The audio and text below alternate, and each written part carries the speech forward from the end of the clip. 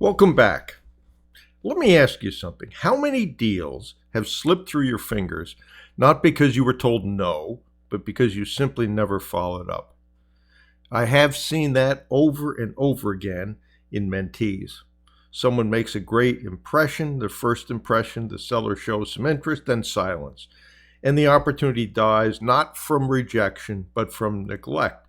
And I've talked about a person who had a great conversation with a potential seller, was asked to call back, forgot to do that. And when he finally remembered and called back, she said, "Oh, yeah, I'm not interested anymore because since we last talked 6 weeks ago, I've acquired 2 businesses." She was in the business. It made it easy for her, but lesson learned, and he learned that lesson. So today, let's talk about why the fortune is in the follow-up. Here's the truth. People are busy. We all know that. They forget, they get distracted, they hesitate, and your first outreach is almost never their top priority. We hope it is, but it's not. They have other things to do.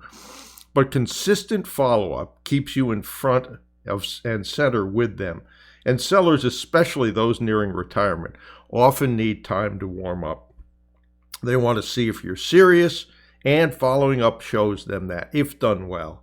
In fact, persistence alone can separate you from 90% of the bots out there. Most people quit too early, which brings me to some important numbers, and you should pay attention to these, the statistics. So, 48% of people never follow up after the first contact.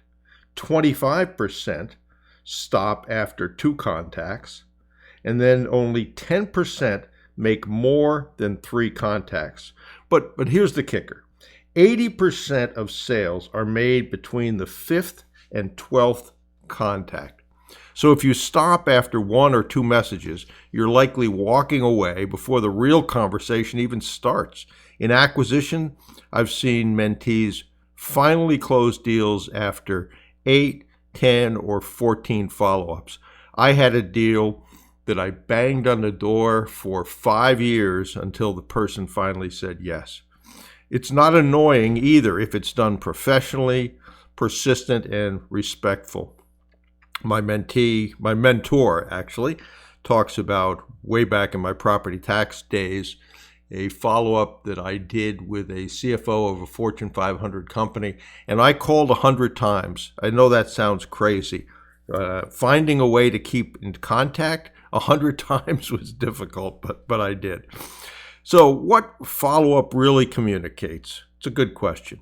When you follow up, you're doing more than reminding them you exist. You're demonstrating professionalism, and you're someone who follows through. You're showing persistence, which is absolutely critical in this game.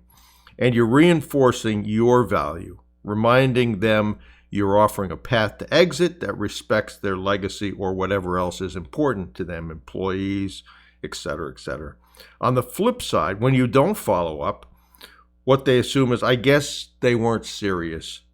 And that's absolutely true.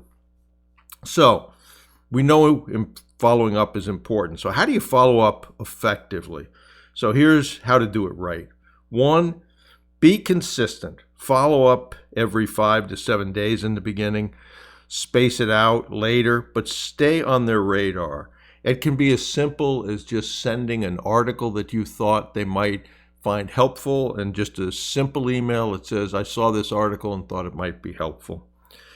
Use multiple channels. Email's fine, but mix in calls, LinkedIn messages, even a handwritten note, certainly, or a letter. And then always add value.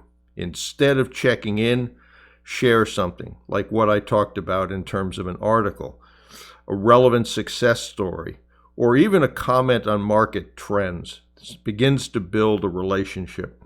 And then track your follow-ups. Use a CRM. I don't like a spreadsheet. There becomes too many of them. So a CRM, something like HubSpot. And then set reminders and be intentional. Don't rely on your memory. Rely on a system to do that for you. And if you treat follow-up like a system, not a chore, you'll get results. So, final thought, and maybe a challenge. Here's what I want you to take away. Deals don't die from a no, they die from silence. In this market, where fear and uncertainty are certainly slowing people down, your persistence can win deals others leave behind. And you don't need to be perfect.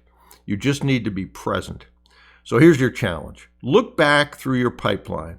Who did you give up on after just 1 or 2 tries? And then reach out again. That deal you thought was dead, it might just be waiting for the next follow-up. Like that 5 years of follow-up that I did on the deal that finally closed. I hit that person at the right time. They were in the right circumstances. So I hope that you take away from this how critically important follow-up is.